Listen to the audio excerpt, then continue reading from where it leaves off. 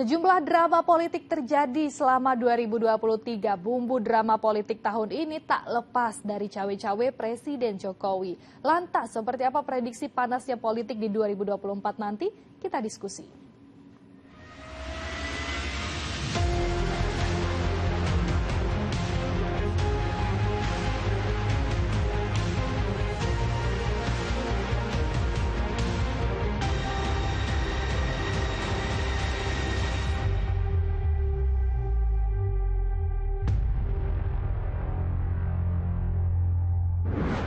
2023 disebut-sebut sebagai tahun politik. Pemilunya memang masih bulan kedua tahun 2024. Tapi dinamika, manuver sampai kejutan-kejutannya sudah terasa sepanjang tahun 2023. Apa saja? Selengkapnya kita diskusi.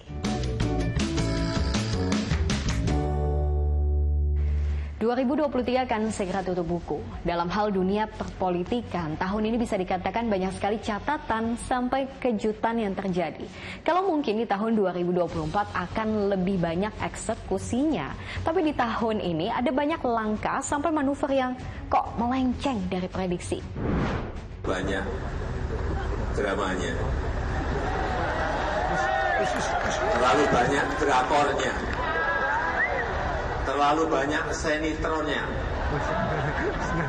Sinetron yang kita lihat.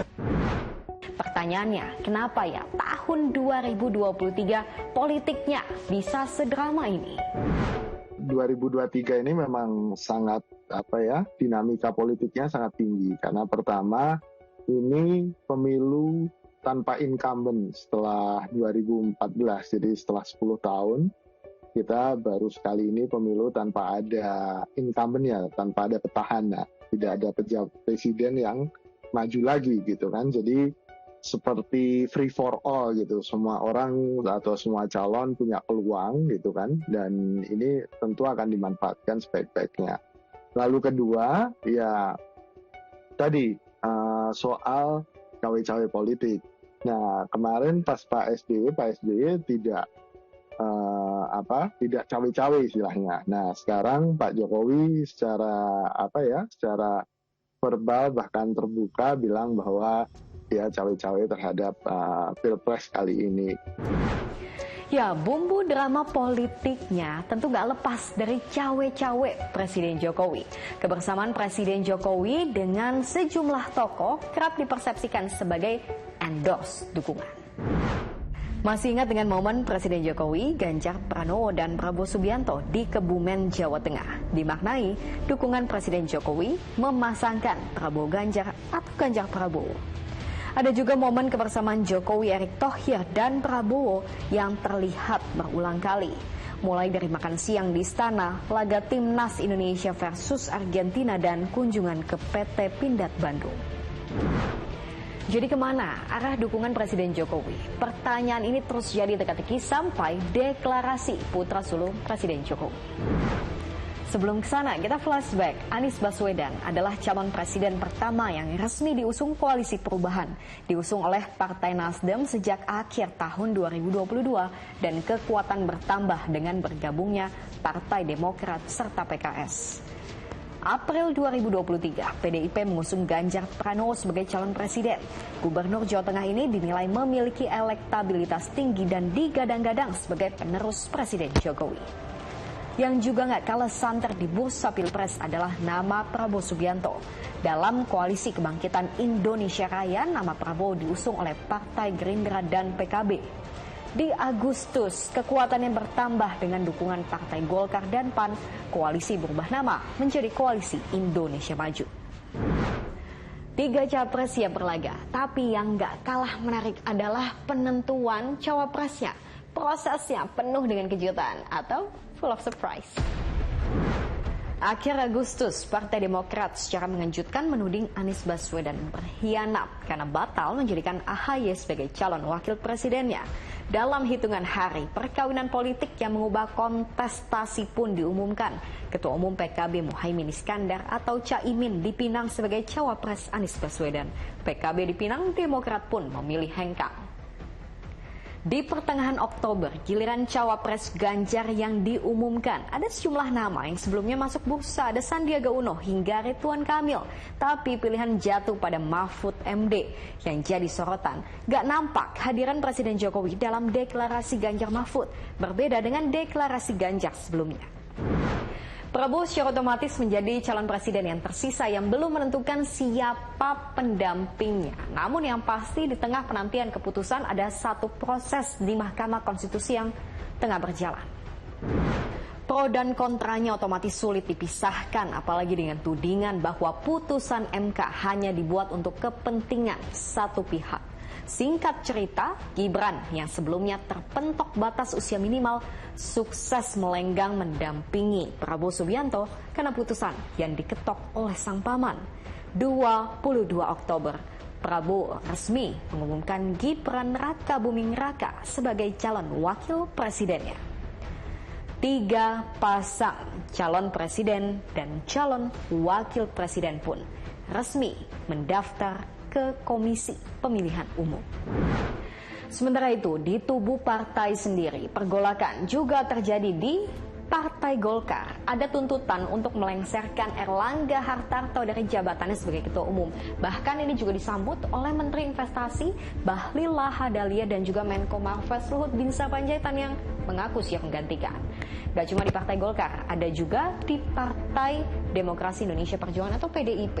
Konfliknya tepatnya terjadi antara Presiden Jokowi dengan keluarganya dengan Ketua Umum PDIP Megawati Soekarno Putri.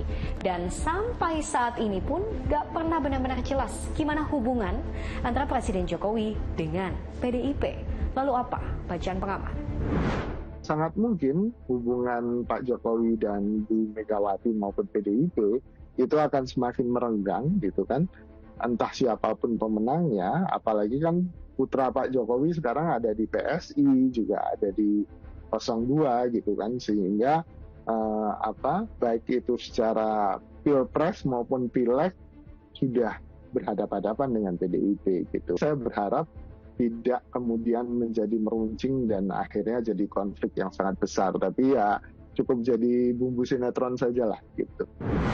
Di depan panggung, para capres-cawapres ini kompak saling menyinggung, saling sindir-menyindir sampai buka kartu lama. Ini yang terjadi saat debat perdana calon presiden, calon wakil presiden. Sementara itu, di balik layarnya, benarkah sosok-sosok ini yang diduga menjadi dalang dari semua drama politik yang terjadi di tahun 2023? Presiden Joko Widodo, Megawati Soekarno Putri, dan Surya Paloh. Pilpres kali ini kan sudah kita bisa lihat ya dari dinamika yang berjalan terkait dengan penetapan capres, cawapres itu ada 3 kingmaker utama gitu yang bermain di sini gitu. 1 Presiden Jokowi, 2 Ibu Megawati, dan 3 Surya Paloh gitu loh. Maksudnya di belakang masing-masing paslon ini gitu loh. Jadi pertarungan 3 kingmaker ini juga lah yang nantinya akan menentukan dinamika kompetisi pilpres sampai hari pencoblosan nanti. Begitu pula jika pemilu berlangsung 2 putaran, hubungan antara 3 kingmaker ini akan sangat menentukan peta koalisi ke depan gitu loh. Kalau di tahun 2023 sudah sepanas dan sedrama ini, apa kabar di tahun 2024? Gimana prediksinya? 1 bulan ke depan, prediksi saya mungkin migrasi pendukung strong voter Pak Jokowi ini akan selesai berpindah ke paslon nomor 2 kemungkinan di awal hingga pertengahan Januari gitu. Di situ mungkin angka sudah akan mulai agak stabil, tinggal bagaimana tim lapangan, tim kampanye maupun mesin partai bekerja maksimal di semua lini karena situasi kompetisi elektoral yang terekam di survei saat ini di mana Pak Prabowo leading jauh ya, sudah hampir dipastikan akan masuk ke putaran kedua atau bahkan bisa hanya 1 putaran melebihi angka 50% plus 1 tersebut, maka diperkirakan akan semakin sengit gitu loh. Meskipun kita harus bersyukur tidak ada isu-isu polarisasi yang berkembang seperti 2 pemilu sebelumnya gitu. Menurut saya sangat mungkin pedasnya masih terasa gitu kan, walaupun mungkin volumenya akan sedikit menurun karena dari berbagai survei misalnya sudah terlihat jelas keunggulan pasangan 02, tapi kan ini tujuannya tidak lagi menang 2 putaran tapi 1 putaran. Nah, intrik-intrik untuk mencapai menang 1 putaran kan juga dibutuhkan.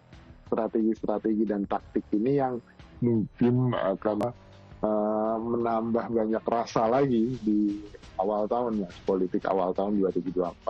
Tapi setelah misalnya 2 putaran, ya kita masih akan menikmati drama politik ini lebih panjang lagi sampai bulan Juni kira-kira, dan setelah itu pilkada. Jadi